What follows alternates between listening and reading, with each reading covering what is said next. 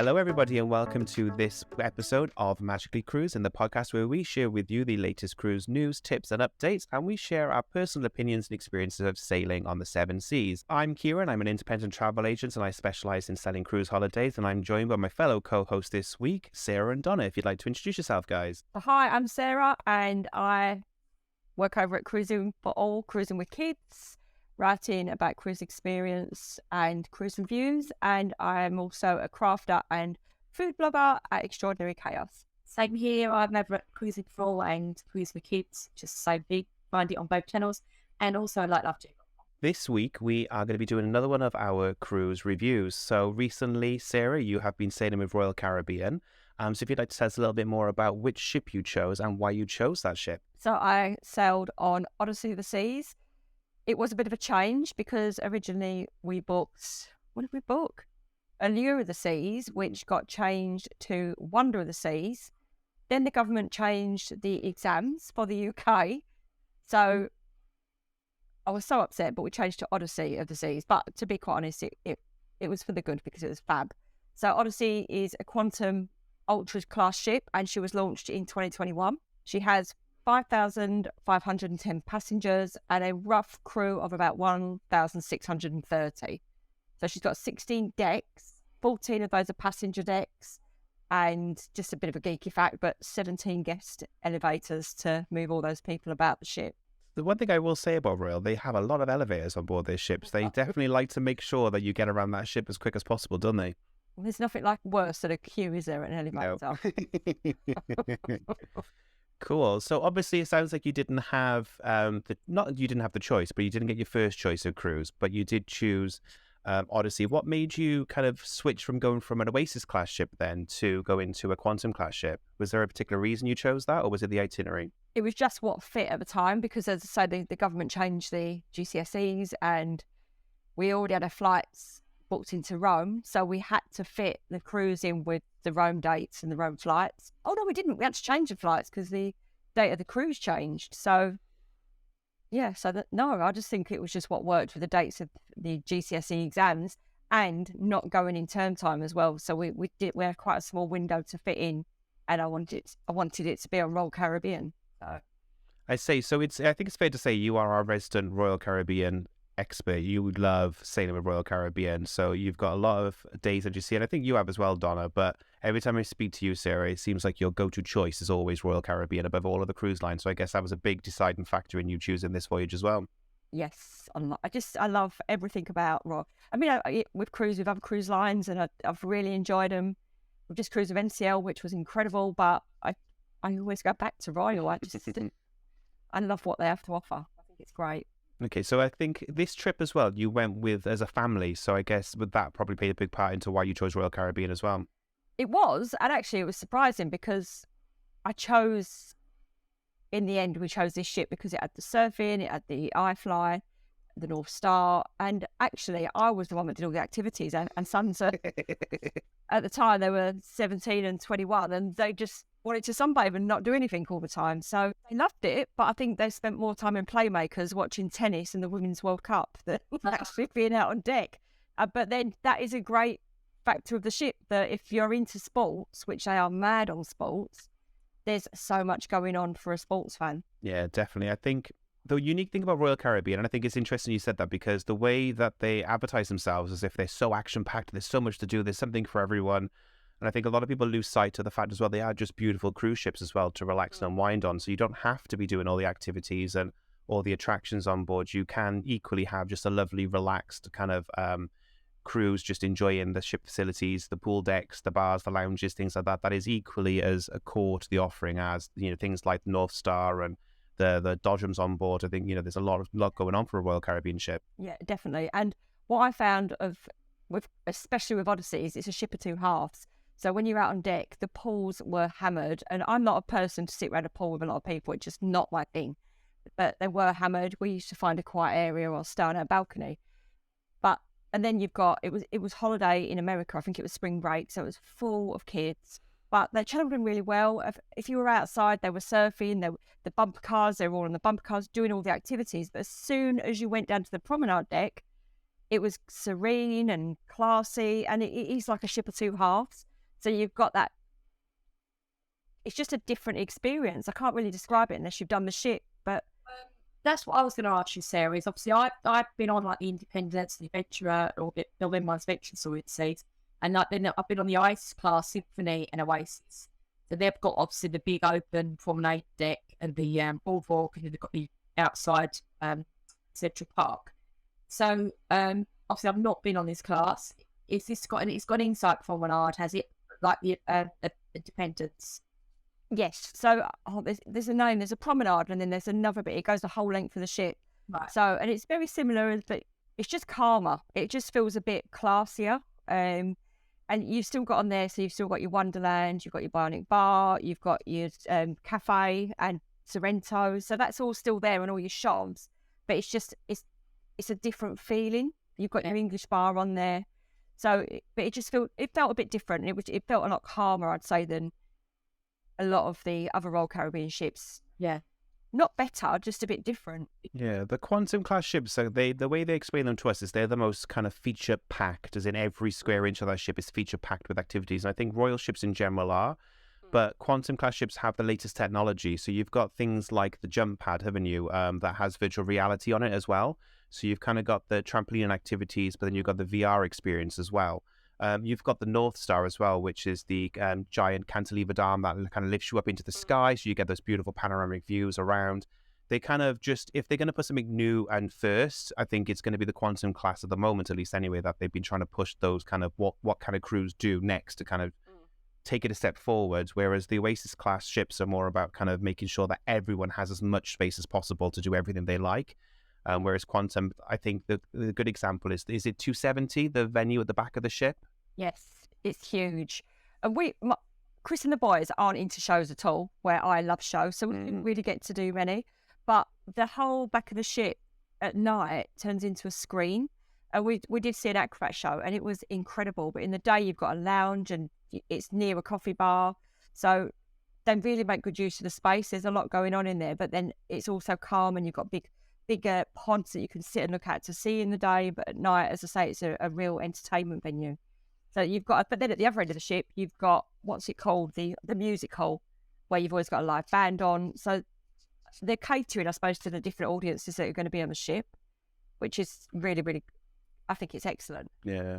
I think it's that though, that's the differential point, isn't it? Because on obviously the Oasis, you've still got the pioneering aqua theatre and things like that, but Quantum has that 270 space, which is a multi-venue space. So during the daytime, as you say, it's a really nice relaxed lounge where they play kind of games and activities. And in the nighttime, it completely transforms with, state-of-the-art robotic technology that kind of, helps tell the story of the shows they're putting on. And you don't get that on many ships because Royal were the first people to use the robotic arms as part of their show, their storytelling. I think that's, the only way I can explain the difference between kind of the Quantum to the other class of ships. This is jam-packed, full of technology and features that every single corner you go around. I mean, you've got to be organised. If I was to give tips, can I do that at this point? If I was to give my top tips for cruising, when you get on, well, I suppose it's the same with any ship these days. When we got on to the sea, we had a strategy. So the first thing we did was we went to the restaurant and we bought a 3-night dining package. So the speciality dining, I'm just going to look over to the side here. You've got Chops Grill, you've got Wonderland, Teppanyaki, Azumi, Playmakers, but I wouldn't use that as part of your dining. Really? I'd just pay as you go because it's not expensive. That's where you can get wings and hot dogs and burgers, things like that, yeah? But more like bar food, yeah? And honestly, the wings are amazing. They're so I've heard. I missed out on them when I was on board, but yeah, I've heard they're amazing. And they did me gluten-free burger. Do they? The service is excellent in there. With Chris and the boys, because of the World Cup and because of the tennis, Didn't leave. that's where they were all the time. It was like, they were like that with a barman. And then you got Giovanni's. So we did a 3-night dining plan. And what we did was we got on and we went straight, you can go straight to your first restaurant. You don't have to go anywhere Pacific and just book all your dining. The second thing you do is you get on your app. So you've got to get the Royal Caribbean app, connect it all up, and then you book the iFly and the North Star. If you want to do the iFly and the North Star, you pay for it on a sea day, and on port day it's free. Yep. But it gets booked up really quickly. So get them booked, get your dining booked, and if you want to see any shows, get those booked. And then you could just relax and enjoy your holiday. Stuff like the flow rider, you don't have to book. You just turn up at the times and queue. And to be quite honest, the biggest queues on there were for the bumper cars. They're so cool though that they have bumper cars on board a cruise ship. Like, who would have thought? I did it once. I'm never doing it again. I got took out by a 3-year-old who just targeted me. And it wouldn't leave me alone. I just wanted to go around the edge and video. And Joe jumped in my car, completely ruined it for me. And even this 3-year-old had some sort of standoff. So the 3-year-old... Creating rivalries on the seven seas. Like. Yeah. I don't know again. I think I'd whiplash after. But the queues were huge. But because it was all inside, and that was the one thing I think that my boys would have loved, is an outdoor sports court where you've got your indoor basketball court. But it was busy all the time. There was always stuff going on.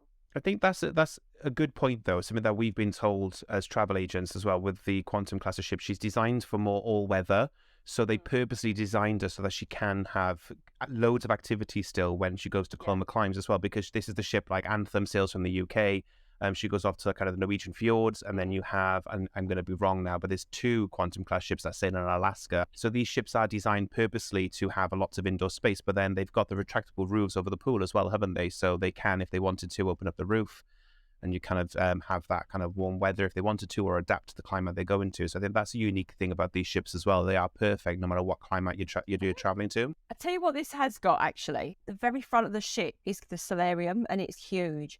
And the solarium's got, do you know what it reminded me of? But a more upmarket version at Centre Parks. But it had a pool, and then it cascaded down, and there was all different pools cascading down.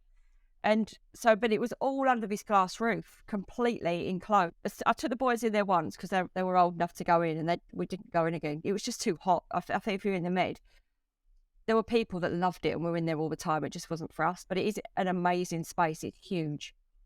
And that's adult only. Again, that's a good thing to point out as well, that there are sanctuaries as well if you are an adult-only couple maybe, or if you're parents with kids as well. There are spaces that are just for the adults as well. So it's not as if the whole ship is, top to bottom full of stuff for the kids as well, because then that's something people do think about or worry about when they think of a ship like Royal. How was it for minutes? Some bits? The same as every cruise ship, really. I threw a bit of a frombo one day, and this lovely couple got up and said, we'll move along. We don't use all our sunbeds. But they had 4, and there was only 2 of them. But they were lovely and moved along. It is busy for sunbeds, but for me, I just don't like that environment in the day on a sea day anyway. I tend to stay on the quiet corners away out the way. But some people love that, don't they? They had pool games, and it's like the traditional.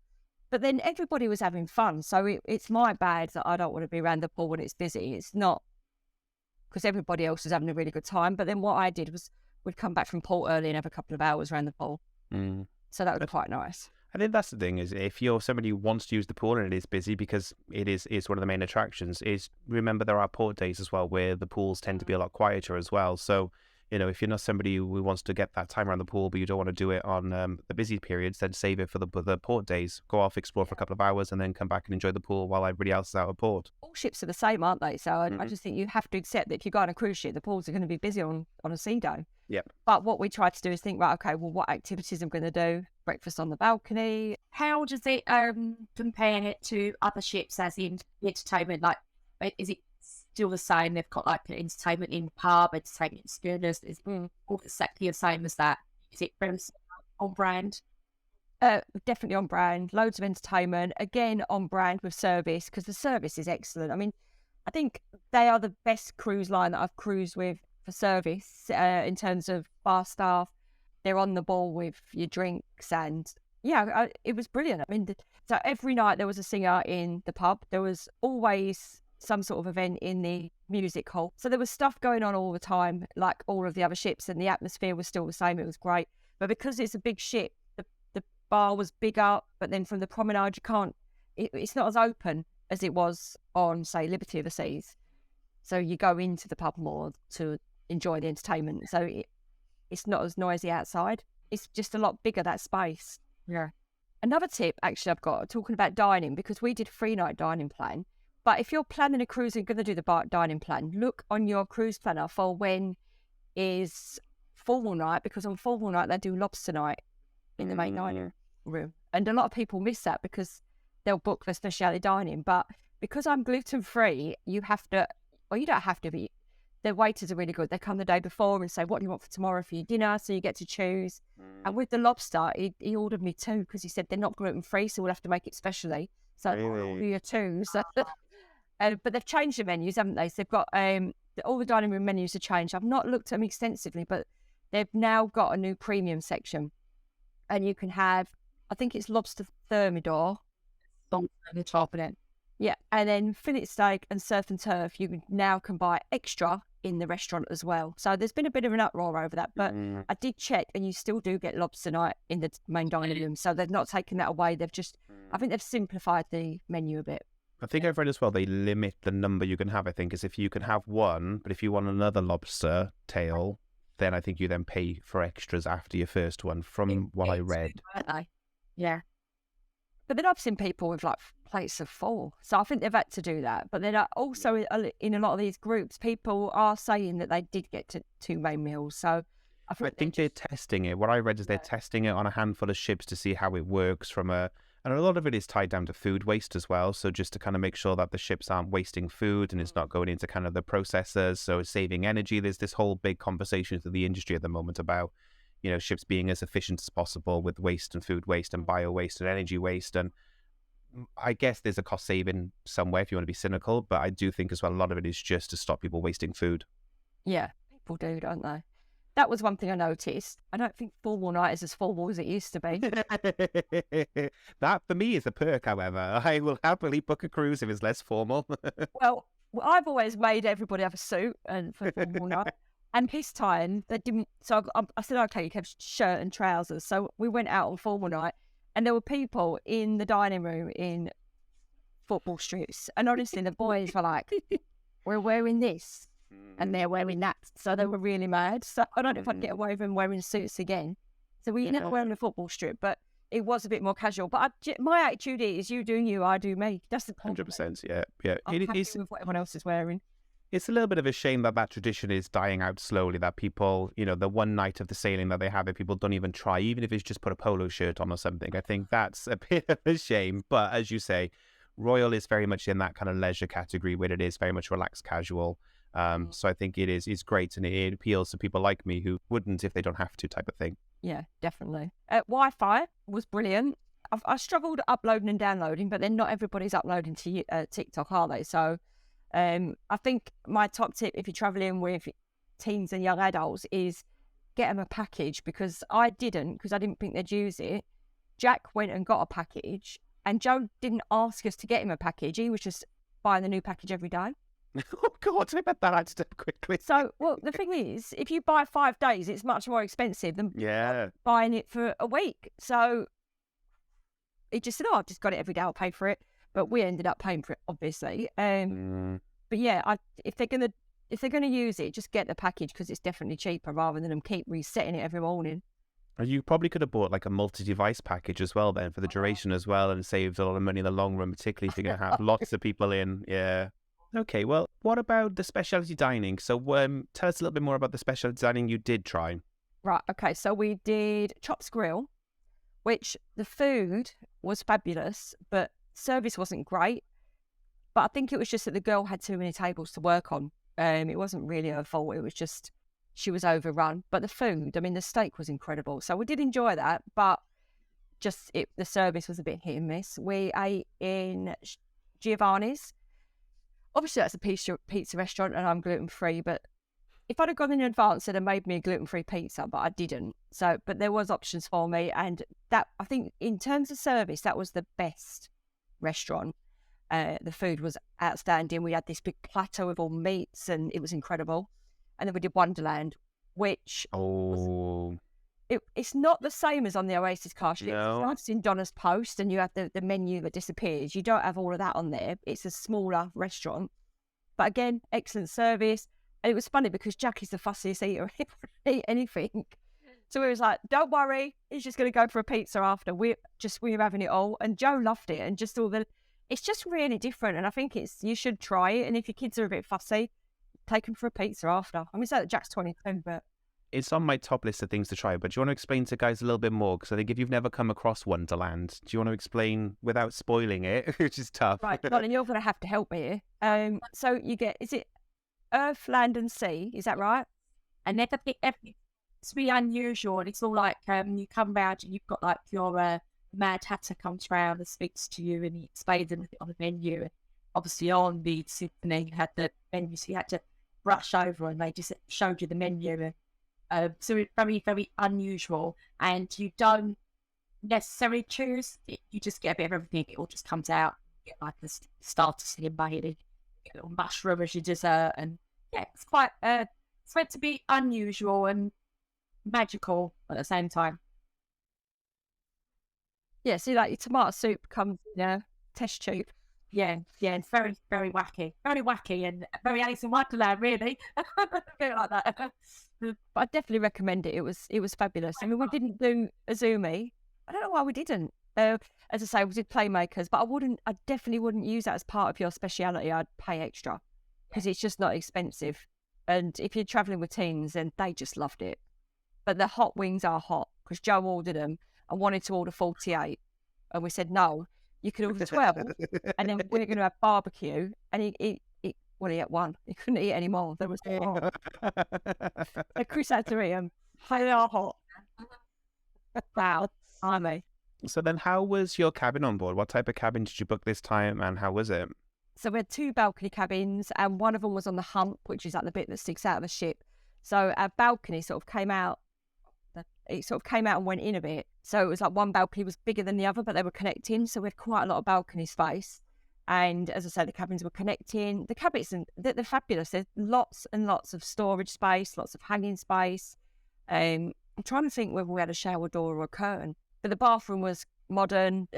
Really nice cabins. I really, really like the cabin. And we were lucky that we had different formations. So our bed was by the window, which I really much prefer. And lots of plugs, sockets. In the light, you've got a USB, so you could plug your phone in. So yeah, the cabin was fabulous and in a good location because we were sort of midship, near to coffee. And the good thing about a Royal Caribbean is that their breakfast is included. So you can order your room service breakfast and you're not paying extra. Where last week, I think we were paying $7.50 for breakfast. But Yeah. I mean, it's worth it to just be able to sit and have breakfast on your balcony.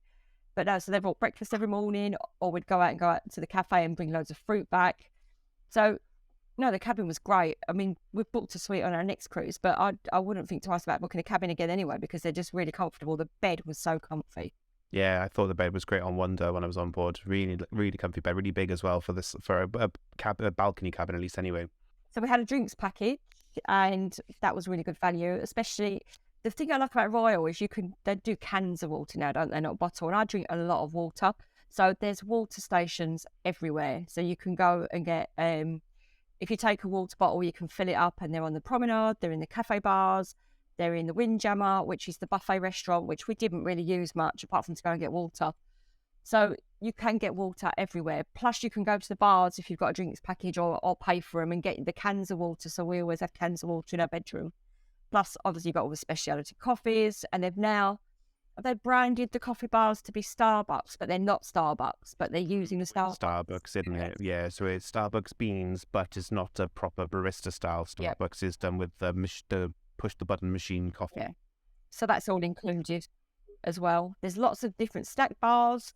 So there was always somewhere to go for snacks. And for me, Cafe Promenade, so that's all sandwiches and stuff like that. But they always had big bowls of fruit and cups of melon and cups of pineapple that you could just... There was loads of fruit and loads of healthy eating options, which actually, because it was there, the boys ate more. Yeah. I think that's the thing in there. There's a lot of places you can get food as well on board Royal. I think it's not all just you have to go to the kind of Windjammer to get snacks, is it? You can get food kind of throughout, and there's loads, particularly on the promenade area as well, and around the pool deck. Is it the same on Odyssey as well? Is there food around the pool deck as well? Yes, and I'm trying to find the name of it. Is it El Loco Fresh? Oh, El Loco Fresh. Oh my God, it was amazing. And I looked at it, but I am not going there. That is not my cup of tea. And one day Chris said, come on. And I thought, I'm just going to have the meat and some salad because anyway, they did gluten-free tacos and wraps. They did not Wonder. See, we had a big thing. Yep, Yeah, okay. And it was amazing. We love that actually. You've got to get your timings right because it's so popular. But the food was, and they just had this bar of all the different salsas and guacamole. I think it was one of my favourite lunches I had on there. It was so good, really good. So, and you've got, what else have you got around the pool? There's loads of places to eat. On that one. Sorry? Fish and chips. No, there's no fish and chips. There's an ice cream, but they've all got the ice cream bar, haven't they? And then you've got your speciality ice cream as well. I think it's worth quickly touching upon as well just how much is included in the cruise fare with Royal Caribbean as well, because I think some people are worried that they're going to get on board and they're going to be hit with upcharge after upcharge type of thing. But I always try to explain to my customers that yes, Royal is a slightly more premium cruise line, but you get so much included for that cruise fare. So things like ice cream, a lot of cruise lines don't include their ice cream. You've got to pay extra for that. So to have unlimited ice cream on board, to have all those snacks around the pool included, I think all the activities as well, like you're saying, the dodgems are included, rock climbing, the surf simulator, the surf rider, the skydiving simulator. Wires. Flow rider. Yeah. You don't have to spend a penny. You could get on and spend nothing because I think they have certain juices, don't they, in the Windjammer? They have, if the kids have the freestyle Coke machine, you don't even have to go to a bar. You can just go to, I think there's on deck, is it deck 7 or 8, where you've got the Sorrento's Cafe Promenade. So they've got the freestyle machines. You can get water there. You can get, I used to take a coffee cup and fill up a coffee. So you don't have to spend a penny on the ship if you don't want to, because food is plentiful. It's everywhere. So specialty dining is an extra treat if you want to do it. Yeah, but totally. What's there is not only sufficient but really good. Okay, we haven't even talked about getting off the ship. We've just talked about staying on the ship. So what were some of the ports that you visited on the sailing? Right, so we did Naples, which I love, and it's a controversial one, isn't it? People either love or hate Naples. So we did Naples, we did Santorini, which was a disaster, and we did Mykonos. No. So I'll start with Santorini, but that was just Jack's diabetic, and we just had a leisurely lunch and didn't really think, got our ticket, and it was just so late. So by the time we got off the queues to get up the hill, we're just horrendous. And I can't walk up with the donkeys because if somebody was on the back of a donkey, I'd be so mad. Each to their own, but I don't want to see it. Anyway, so Jack had a hypo because it was so hot, so we just had to get straight back on the ship. So lesson learned from that. If you go to Santorini, book a trip because Royal then pick you up and take you up. So I think I've heard this. Apparently, it's an absolute nightmare to get up to the top. And is this for this sunset viewing position? Yes, and I think you've got people. I mean, in the Royal Caribbean group, you've got your roll call groups, haven't you? And people were saying, I got off really, really early, got my ticket, and I think they were all right. But then getting back, the queues were bad as well. Yeah. So I think just book a trip. It's just worth paying for. Yeah. Mykonos, completely different. There were, how many ships were in? I think there was 3 ships in. And all right, the main streets were busy-ish, but nothing like in Santorini. And lots to see. We went up right around the island, saw the windmills, went down the main shopping area. There's a lot to see, actually. I can't remember the number, but there's hundreds of churches on the island. So just going around seeing some of the churches, they're all exploring. I mean, there's one you've got to duck down to get in. It's tiny, so that was incredible. And what they do is they tender out of the bay. They take you to the bay, and then you can get a boat. And I think it was, I don't know, €3 return each. I mean, when my kids were little, that'd have been enough for them. It was like a trip. So you go on your tender, then you go and get that, and that was brilliant. And then Naples, this time we went out and we turned left rather than going to the town, and it's just a bit more Neapolitan down there, isn't it? And little coves with people swimming and nice bars to sit and have a wine. So there wasn't loads of ports. It was a 6-day cruise, but I definitely recommend that itinerary. I just think we learned a big lesson in Santorini. I don't know what to do when I go there next time. Definitely do a tour. Definitely. I say I'm doing that with Virgin, that route anyway, similar to it. So I'm doing Mykonos, Santorini this October with Virgin. So there's some really great tips there about what to see and what to look out for as well in port. So let's head back onto the ship then, because I know you're a big fan of kind of your West End shows and things like that. So Royal blew me away when I had my brief experience on Wonder with their onboard entertainment. What was the entertainment like on board Odyssey? I didn't do anything. So we did. we did one show, which was the Oceanoids, which was brilliant, and that was in the the front. What's it called? The 270. But because Chris and the boys are so anti-theatre, they rolled their eyes every time I tried to book something. So they just didn't want to do it. So, but do you know what? We did the quiz every night. I mean, seriously, I was a bit of a champion, I have to say. I won the Queen quiz, came second in the Elvis, and came third in the theatre one. So we just went and we did the quizzes every night and we did sports quizzes, we did music quizzes. But I think when you're travelling with people that aren't into theatre, for me, I mean, the word on the ship was that every show was amazing, and I was a bit gutted. But you've got to sort of tailor your holiday to the people you're with, haven't you? And we just had a really good time. We had late dinners, spent ages over dinner, had pre-dinner drinks. So for a family with older kids, it worked really well because we just had a really good, really chill time. And like I was saying on a previous podcast, we thought they'd be off doing stuff and they was with us all the time, but we had such a good time together. So, and we weren't going to bed early. We were out having drinks, and one night I think Chris and Jack went off to the casino, but Joe wasn't old enough, so we went to the music hall and then a 70s revival night, much to Joe's horror. I think he died of shame me doing YMCA. But there's just so much going on that you actually... when I came home, I thought, oh my God, I didn't do that, and I didn't do that, because even though it's not in your face, so sometimes if you don't look for it, you miss it. Yeah. And I think that's the brilliant thing about it. You can have as chilled as time or as busy as time as you want. I think that's an important thing to take away, isn't it? That sometimes going with the flow is the best way to enjoy a cruise ship, because those ships have been their schedules and designed in such a way to kind of lead you on your own, choose your own adventure journey type of thing. So sometimes not having a plan is the best plan with a cruise. Definitely.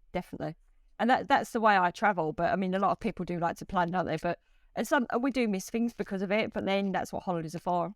Yeah. Well, you don't know what you're missing out on either. Sometimes you may find something totally new that you've never experienced before because you're letting the ship tell you how to enjoy it, if you get what I mean, rather than kind of trying to maximize every single inch of the ship and do all the quizzes. And I just think it's a nice balance between the two. Definitely have your hit list, and that's what these podcasts are about, is helping people find the hit list of things they're definitely going to do, but definitely leave some time free to explore as well and let the ship excite you as it goes along. Definitely. Cool. Okay, is there anything else, any other quick tips you want to share with people before we wrap up? No, I think that the main thing for me is just be organised on your first day and book everything you want to do.